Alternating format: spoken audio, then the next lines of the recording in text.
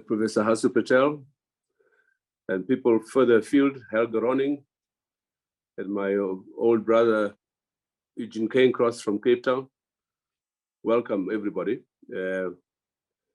We are looking at a very important subject today, unpacking the presidential candidates for 2023. What's the possible outcome? Before I introduce our panel, let me say that, explain the context. The context is twofold. We've had a backdrop of what we called the audit. We have had over 10 sessions since August last year. We were looking at the various aspects related to the election to audit whether the electoral process will yield a free, fair, and credible election. The results of the audit were largely negative.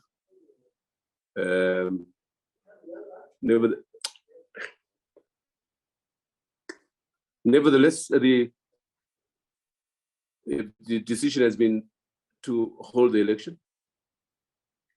And the opposition in particular were insistent that notwithstanding the various defects, in particular the delimitation, the lack of a voter's roll up to now, and indeed the level of violence that has been associated with the campaign so far, they've insisted, notwithstanding, elections will go ahead. The second thing, of course, is that we've had a history of disputed elections since 2000. And the question has always been whether this election will be any different. As I've indicated already, the indications are not very good. And we're less than a month away. One might say it's a question of history repeating itself. But as I said, a decision has been made. The campaign has started in earnest. So we have an election on the 23rd of August.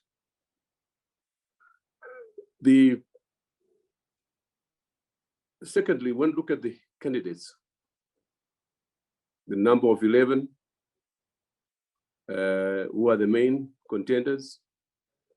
Why did some like Robert Chapman decide not to stand?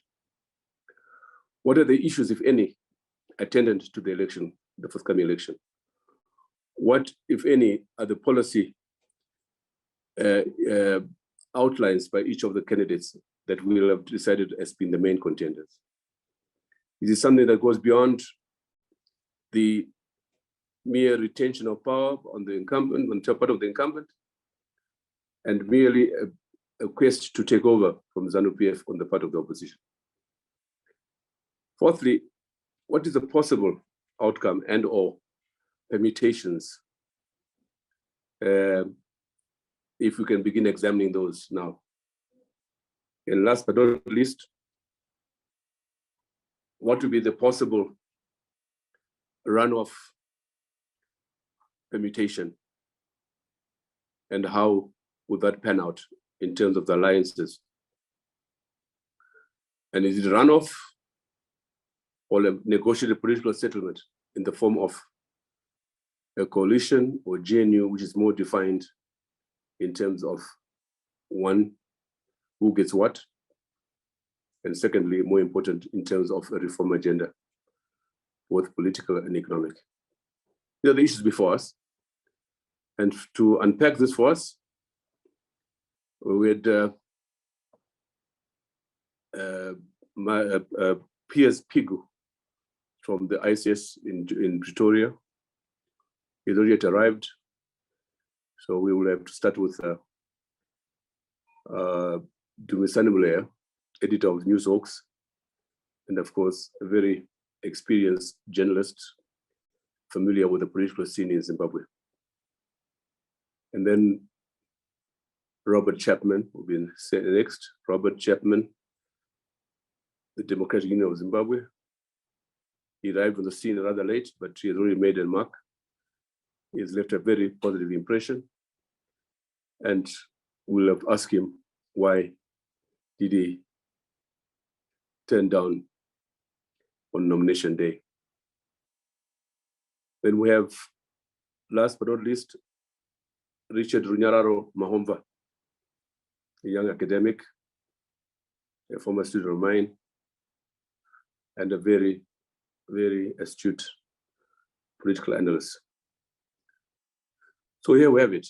So, without much ado, I ask Dumisani give us an overview along the lines I've indicated, but not necessarily those if he doesn't wish to. Your presentation, Dumisani.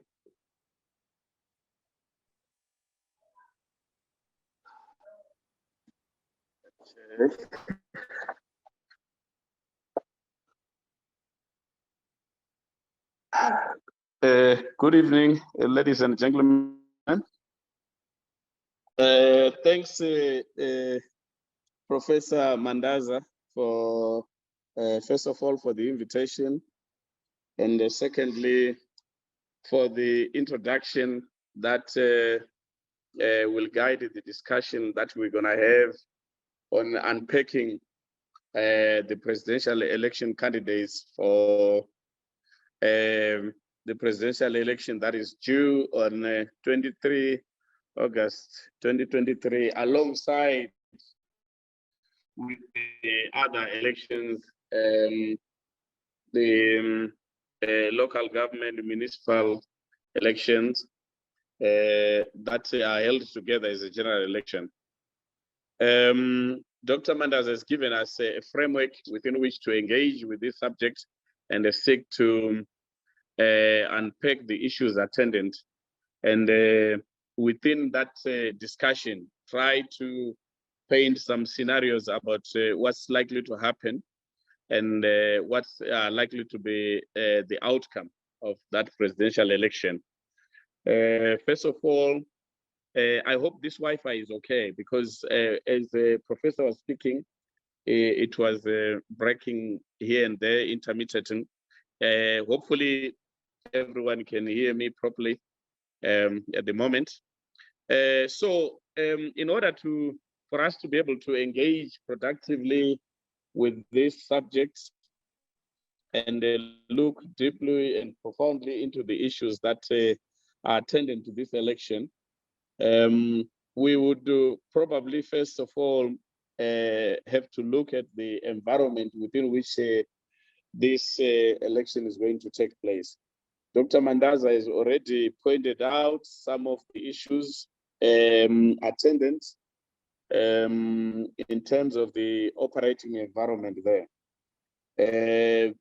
We all know that elections in Zimbabwe are usually hotly contested right from 1980.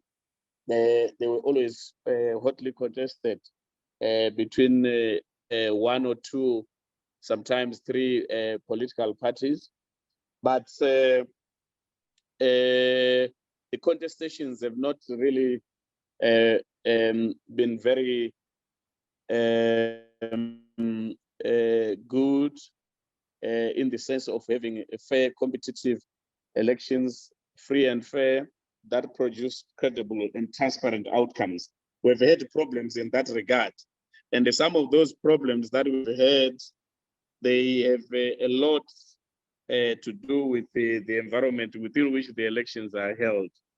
In that context, we would remember most of the elections from 1980 to 2018.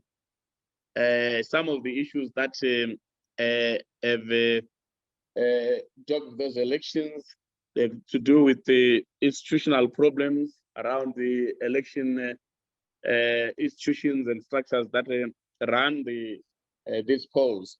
And then we also have, other than the institutional structural problems, we have problems to do with the voter registration, voter education, voter registration, compilation of the voters' roll, and the inspection of that voters' roll. those issues have always been attended, and the situation is not any different now. We've had challenges and problems to do with those processes. The whole electoral process itself has been a challenge because there hasn't been proper addressing of a number of the processes that lead to the election. If we can just pick the issue of voters' roll, which is being hotly contested at the moment, we are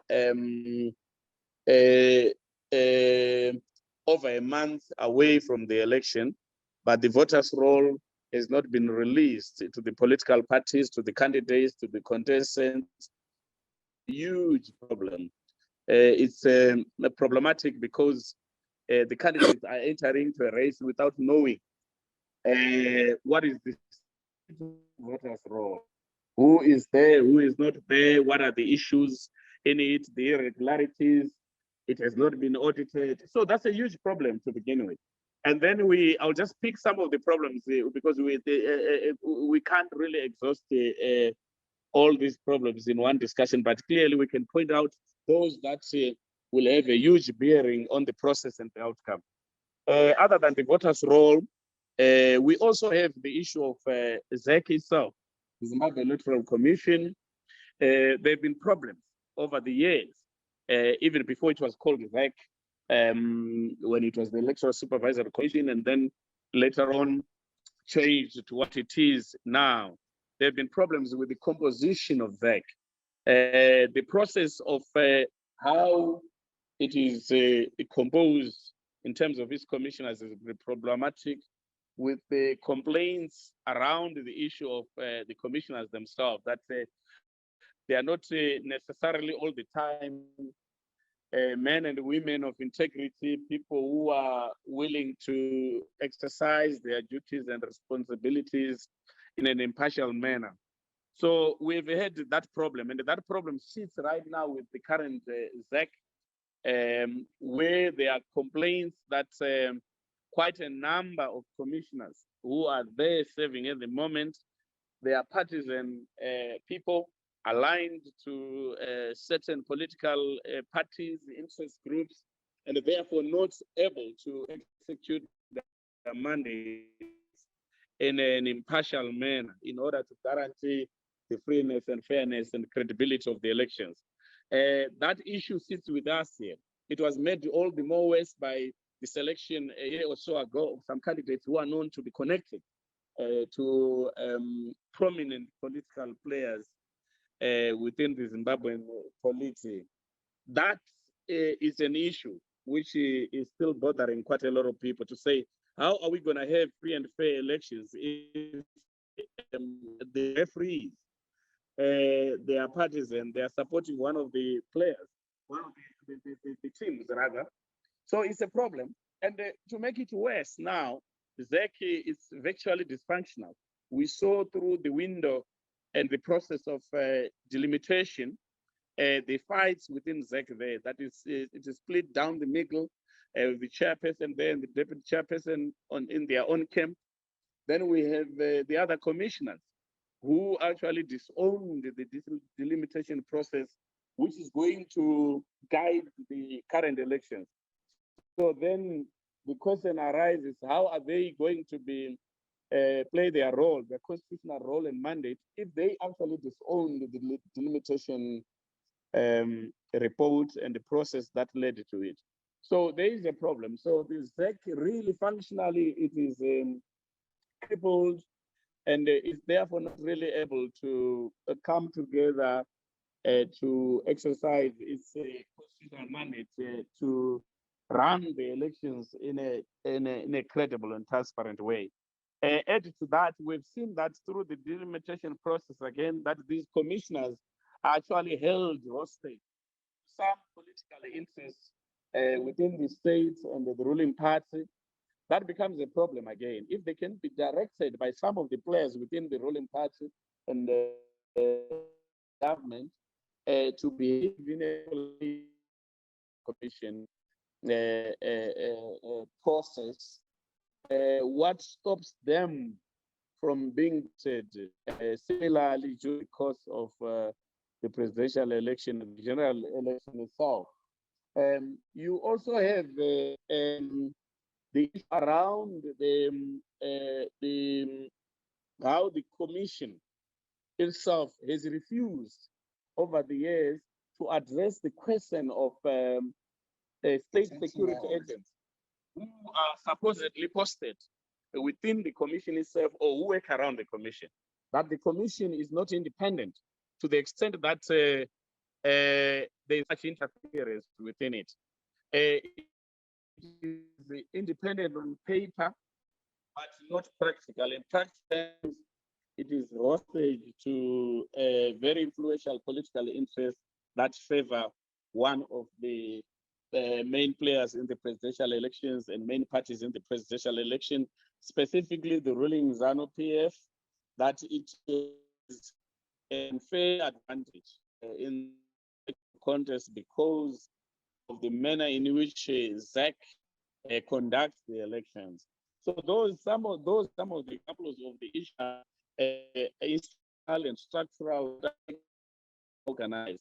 And that leads us to the question of the playing field, because if you have all those problems that some of them were just pointed out now, that means the playing field itself is not even. It has been uneven for a long time, skewed in favor of the ruling party. Nothing has changed at the moment. In fact, we are seeing more brazen interference. Talking about ZEC, the playing field, interference by some structures which may not even be constitutional and legal structures.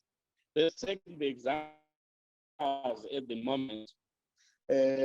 FARS is a big issue at the moment in this election because it's a structure that is made in order to try to direct the processes to favor the ruling party and the president. For those who may not be following the FARS, it's called the Forever Associates of Zimbabwe. It's some shadowy Central Intelligence Organization outfit that has taken over the electoral process.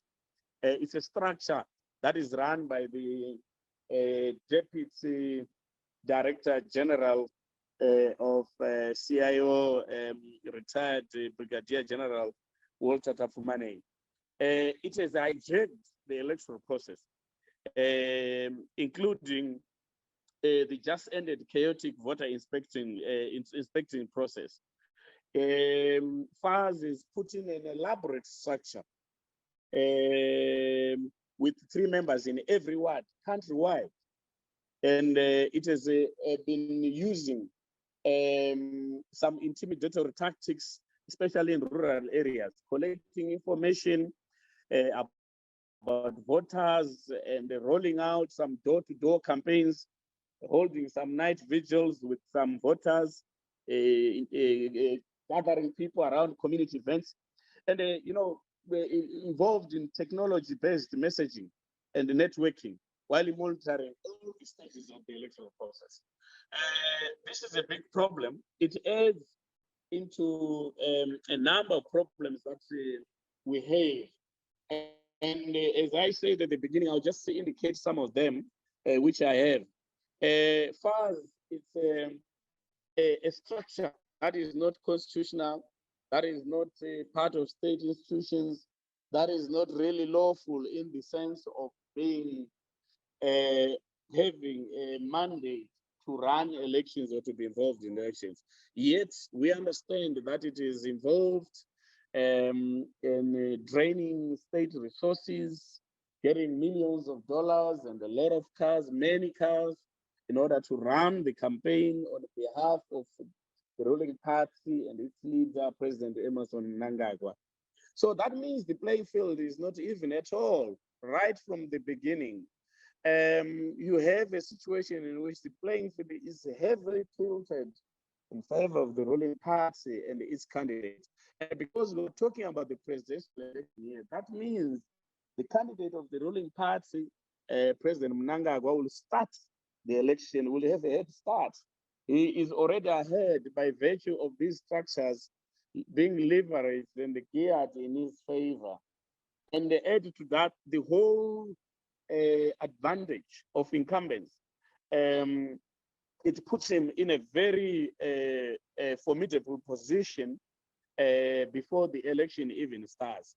That is despite the fact that he's not known to be a popular politician and a candidate. We saw this in 2018, that despite riding on the case of the wave of a coup that he had conducted in November 2017 to seize power from the late former president, Robert Mugabe, still, he only barely managed to cross the line. He scraped through.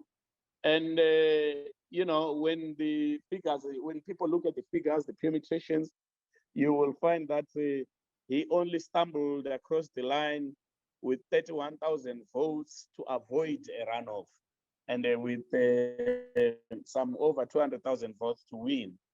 Those are very small margins for somebody who had all those advantages and leveraged the military and security structures to campaign for him. The election was run for him by the military in 2018. And now, because he has dismantled the whole coup structures that brought him to power, he has had now to come up with the FARS structure to run that election, because he's afraid that the military, because he has not really carried out or lived up to the expectations and promises that they agreed on when they took over in 2017, the military might actually rig him out. So he wants some other structure to rig him in, and that's fast. I will quickly move on so that we can be able to save time and have a proper engagement. So he has huge advantages that the president Emerson Mnangagwa, despite he's not a popular politician. I mean, that is, the evidence is there to be found within ZANU-PF history, recent history, way time to contest internally and lost the elections. For instance, what comes to mind is the 1999 ZANU-PF Congress, when he was contesting the position of chairmanship. I remember we covered a conference at Sheraton Hotel, now Rainbow. He lost that election to John Nkomo at the time, primarily because he doesn't have a huge political capital. He has the history, has the experience within.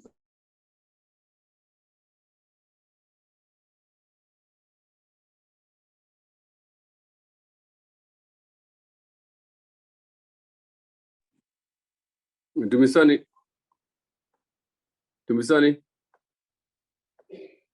I think we've lost him. We've just lost him, huh? Dumisani. We've lost him. We'll get him back. In the meantime, let's move to Robert Chapman. Robert, the floor is yours. Thank you very much, and good evening. Hope you're doing well. Thank you, Dr. Mandaza, for having me on here and coming on your channel. I was actually enjoying Dumisani's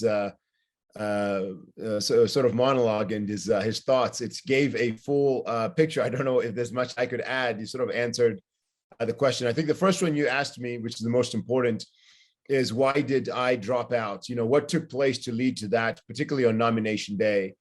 And I can tell you for a fact, you know, a lot of people have asked me this question, but I can tell you for a fact, there are some lessons that are learned when you're actually on the field, when you're actually in the field and you're on the ground and you're seeing what's happening. But more importantly, when you get to understand the complexity of Zimbabwean politics, it's not as simple as it may look from the outside. So one of the things that really led to that for us as a party at DUZ was really on the day of nomination. There's some events that had taken place leading into it, but infiltration being a very big part of that, and then measuring that against the remaining 60 days from nomination to voting day, enabled with the ability to really prevent more issues from coming up and being more focused on the campaign, and then you measure that against the cost that is required.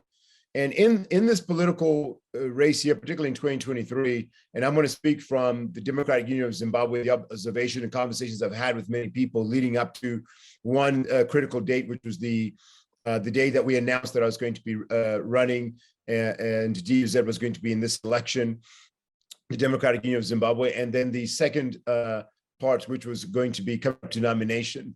For the Democratic Union of Zimbabwe, there were two things that we ran into, which we expected initially, but didn't think it would have lasted as long as it did. And one is we knew that there was an issue with sort of voter apathy or voter resignation, if you want to call it that. And I'll come back to some critical points on that one that Misani made when it comes to this election process and obviously the entrance of Xavier Kisukuere as well into the race on the tail end of this, right before nomination. But the donor apathy or resignation that comes in, they also pay attention, particularly the Zimbabwean donors that have given in the past, face a real interesting challenge that we have supported opposition in the past. And instead of really doing the work that it takes on the ground to get momentum or keep an election or protect an election or prepare in advance sort of electoral reforms and these sort of things that make sense, we didn't really see that. And we've seen just money just go down a black hole. So when you get a little bit further along, we can see how we can support that. So it created sort of where, I looked at that and said, let's personally invest and get things moving. And we saw big numbers, big rallies, which tells a different story on the ground when it comes to popularity and what people really want to see when it comes to change. We come towards nomination, of course, infiltration started taking place. Some political parties in this election, while finances are a challenge in the Zimbabwean political sphere, there was a lot of money that was really thrown when it came to the competitiveness within opposition parties. We faced more problems or more infiltration from opposition, other opposition parties than we did from the main ZANU-PF ruling party. We faced challenges there, no question. We chose not to spend more time as a political activist group. We wanted to be a political party that was driving a political agenda focused on development and on national development and focused on policy, what's going to help our country move forward. So we faced more from opposition, particularly when it came to age, it came to the way that we articulated our message. It grew very, very quickly. So we faced more problems there to the point that even structures were being purchased. When I say purchased, we would have a full-blown structure. You would have an MP with their candidates when it came to the wards that were filled in. That MP would be offered money, or that candidate or the coordinator would be offered money to take an entire structure out and either move it to one party or to move against the Democratic Union of Zimbabwe. So we faced that a lot. So on nomination day, which was very interesting, the timing of it, we intentionally put my paperwork after Xavier Kisukuere's. We felt sort of two things, right or wrong, but we felt sort of two things would happen. Because of the ordinary resident clause, we felt that if he was denied, then I would be denied as a justification for his denial.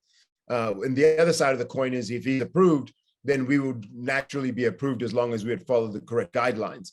And so that happened. A lot of candidates were already pre-approved. Xavier was approved for his nomination, went through, and we were right behind that. So right around 3:20, we went through that process. And then not long after that, we 10 minutes after the nomination, as soon as my election agent sent me the text message saying, everything's gone great, everything's approved, just wait on the phone call, which you get from ZEC to make the payment, which is usually about an hour or two later. Just wait on that phone call, and the phone call comes through, let us know, and we move forward. The letter from the boycott of Bulawayo dropped online, and it actually came through a media outlet 10 minutes right after it was online. So it quickly brought back the team back to the table and say, how do we look at this election in 60 days? If we have infiltration, which we had seen other sort of letters of resignation using our letterhead, and some of them had been expelled or been reassigned prior because we knew that there was some infiltration of some folks that we didn't trust at certain levels. We had to come to a conversation, and my concern was we field MPs. At that moment, we had about 87 MPs who had been approved through nomination. We presented 111 members of parliament candidates, 87 had gone through approval. And we came to the question of, what did infiltration look like? Could we handle it when it came to infiltration? So my concern was, if we move forward the next 60 days, the last thing we want to see is letters of resignation that were being used, dropping every week. Now we're not talking about people in the party, we're talking about actual candidates dropping publicly. And what would that damage look like to the party? So dropping out, very simply, one was all these factors came into play, a very extremely difficult decision for me to make, an extremely painful decision to make. But as I said, the only lessons you can learn when you're actually in. So our goal is to field our candidates that we have now that have gone through. We've got 12 House of Assembly and right about 60 councillors that are campaigning at the moment. I am campaigning with them. So Robert Chapman, as the candidate, has withdrawn. The party's been successful in fielding its candidates, and those candidates are contested right now. So my decision was all those wrapped together. To the cost of this election, which is very expensive when you have to pay, when you think of the fees associated, and the campaign method, voter protection, the issues with the voters' roll, everything that Dumisani had mentioned in regards to the issues with ZAC in the electoral process, the time frame of 60 days, and then all of a sudden we now have to look internally to make sure that we don't face additional damage, which will affect future operations of the party. So to us, it felt like the right decision to step back. Robert, before you carry on, I have to ask you immediately, why do you think you said you had more frustrations from the opposition than the ruling party? How do you explain that? It's very interesting. I don't think people thought we would grow as fast as we did or move as fast as we did when we first started. In fact, we had actually started building our party before the announcement of the CCC. We had started about a year before putting process in place. I don't think the ruling party looked at us as a rural, maybe a threat to the rural side of the nation, but more predominantly maybe challenged inside opposition strongholds. We did face them. I had an interview, I think it was with Trevor Ngube, and I said, and I remember talking to one cartoonist and said, I would like to see if you can visualize this.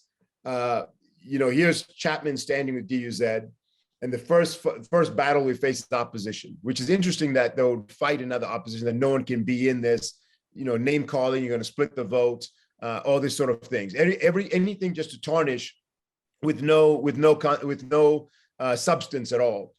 So we thought that would come to an end. So we felt like the second battle we would face was going to be ZANU-PF, which is going to be the real battle. So we wanted this cartoonist to sort of draw a picture of me standing there, going through the online slander, the battles, and the toxicity that came from opposition. And once we passed that, behind them is ZANU-PF standing there with some baseball bats, waiting for us to get through the first crowd. But when you say the opposition, which opposition? Great question.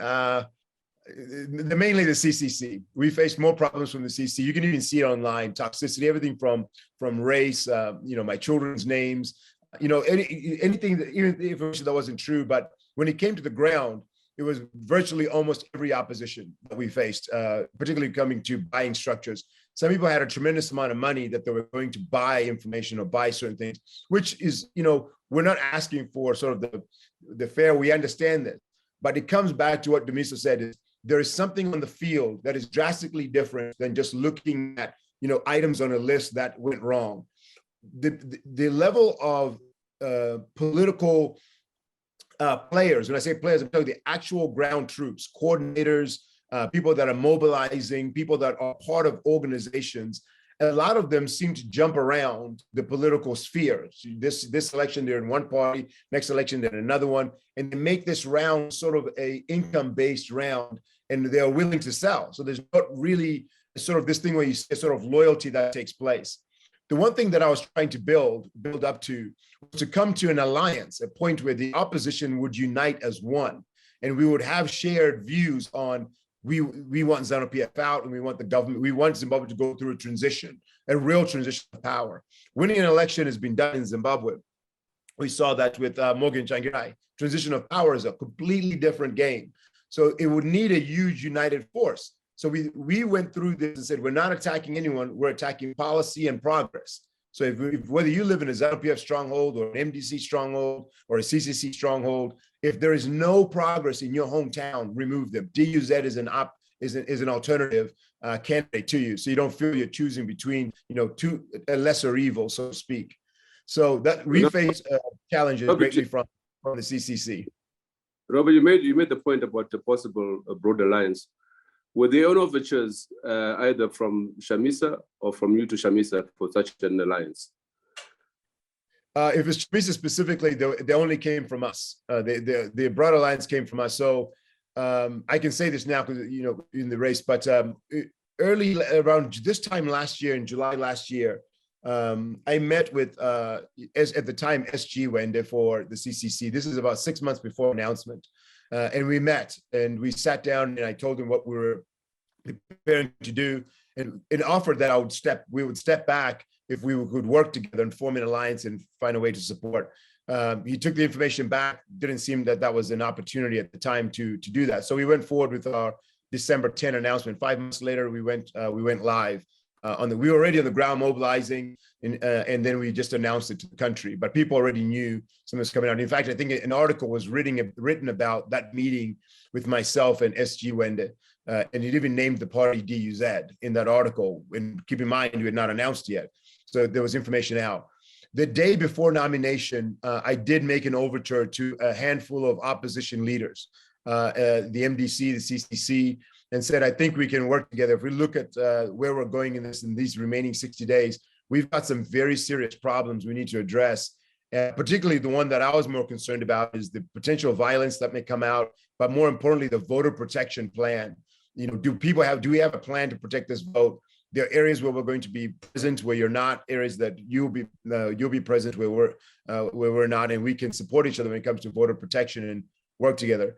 One of which I even offered to take a step back, and that was turned down, unfortunately. So we went for nomination. Who turned it down? Doc is now pushing for the question. Yes, we made an overture to. We need to know who's against a broad alliance, national unity, and national discourse. Say it loud.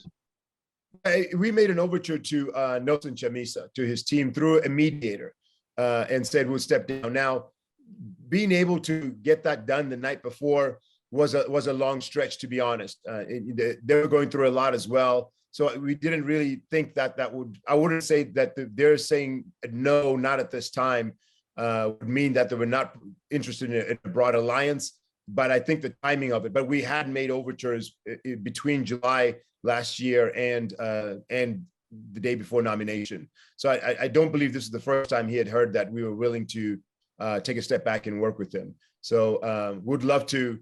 I think that it's necessary. I don't think anyone can go against this beast on their own. If anyone thinks they can, I think we're seeing that is not possible right now in this election, as we're seeing the maneuvering that takes place between the voters' roll, the limitation. Were there any overtures on your part to ZANU-PF or Kasikwere? No. And vice versa? No. So there is one that's been made to me recently, but I've not taken on the call. I'm at a funeral right now with my family, and forgive me if there's background noise. Oh, I'm sorry about that. I mentioned that. Yeah. No, thank you. Yes, my aunt passed away in the UK and arrived a couple of nights ago, so we laid her to rest just a couple of hours ago. So we're at our homestead with a lot of folks. So apologies for the noise. I have not responded. One came out, one overture has been reached. Now, of course, the overture is really an endorsement at this point. And then looking at, is there future collaboration post this election, depending on what happens this election. But ZANU-PF, I have not met anyone from ZANU-PF, which is interesting that I've been labeled ZANU-PF, but I've never met anyone from ZANU-PF. They have never reached out to me.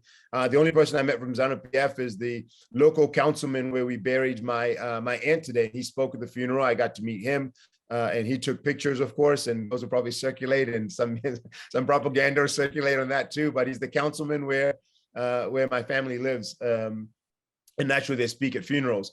But no, we had not made any overture to ZANU-PF or anybody else. The only other one that we made, which we got very close, was with the MDC. We looked at a broad alliance there, We noticed that they still had some numbers that were strong, although the candidate seemed to have, of course, a pretty negative perception public in Zimbabwean political sphere. So we looked at that as, hey, we can offer you a parachute, and I would remain the candidate through this broader alliance. And they seemed very, very open and close to it.